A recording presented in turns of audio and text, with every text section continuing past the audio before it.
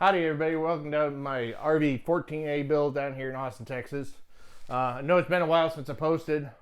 Well, it's because not much going on.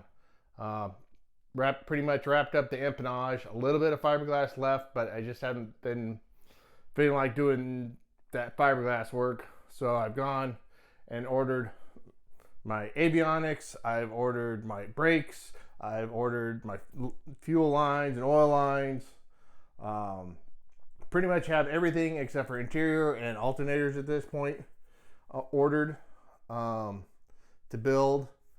I've been waiting on, the reason I haven't been doing any building is I'm still waiting on my wings and fuselage and finishing kit. I have received word that the wings are en route to Vans. I've made final payment on them. I've gotten word that my finishing kit is near completion and I've paid my money to Vans, but I had not heard on the fuselage, so I'm still waiting on a fuselage. So in the meantime, I've been doing over 3 months is figuring out the avionics and how to wire it and what I'm going to do for it and ordering all the parts, which is largely what's in this room surrounding me is my avionics with the panel behind me. I went with Aerotronics to do the panel cut and a few other bits and pieces. Very helpful folks up there, Aerotronics in Billings, Montana, up in the 406 area. So plan is that I'm going to go with a set of dual G3s along with a GTN 750 XI, a GMA 245, and a GMC 507 autopilot head with a G5 standby. And I have somebody knocking at the door. Come on. You coming in, be part of this.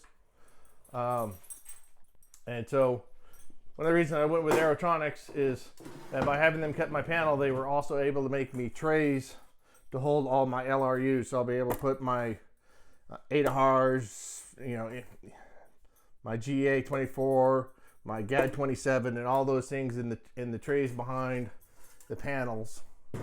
Right, and by having Aerotronics cut that for me, they also drill the holes that I can mount the trays to. So that's what I'm going to be working on tonight, is getting the trays in, getting the G3s in, and hopefully having it look pretty much like a panel. I'm only going to, for the mock-up, I'm only putting the switch guards on these 3 switches over here, which are for my P leads and my field for my primary alternator. Standby alternators I've got wired up so it'll automatically come on. I don't need to turn on the alt field for that. The field will get killed with the master. I took a little bit of figuring out. The switches I use, since I'm going with a Lycoming Thunderbolt IO390 EXP with dual EMAGs. One of the things you have to watch out for is that with the dual EMAGs, you have to do a test, right? In that the EMAGs have an internal alternator that covers when your primary alternator and your battery goes dead. There's still a third power source, which is a power source within the EMAG, basically a small alternator in the EMAG. You need to test that. So when you take these switches up, test that middle position when it goes to the middle when you release it, and that position is basically run, and all the way down is ground your P lead to turn off the magneto. Field, my EFS battery backup. I've got master switch, avionics switch, all my lights. I'm doing manual control of the wig-wag rather than speed control. Defrost for the defrosters, pitot heat, and then finally fuel pump. So yeah, time to get to work, trying to get these trays in and get the G3s in.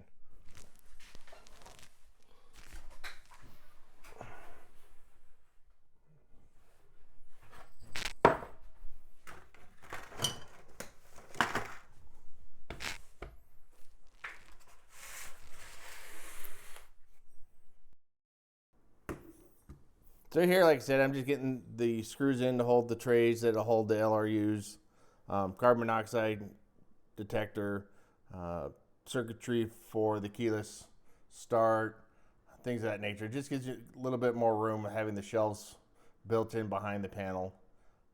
You know, having another place rather than the sub panel wall to attach your various parts of your Garmin system to.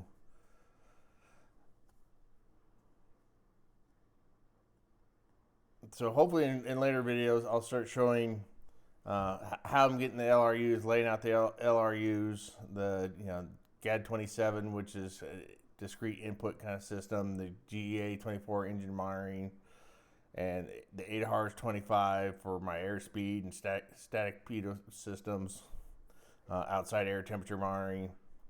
I'm hoping to mount a lot of that to the panels or the frames I'm installing right now. So this is what it looks like with it all installed. G5 on the left, a G3, GTN 750 in the center stack, a GMA 245 audio panel, a GMC 507 autopilot head, and then the other G3 for the co-pilot. Hopefully when it gets done, this is what the panel will look like, all lit up. This is what I'm running off of. Thanks everybody. Talk to you later. Bye.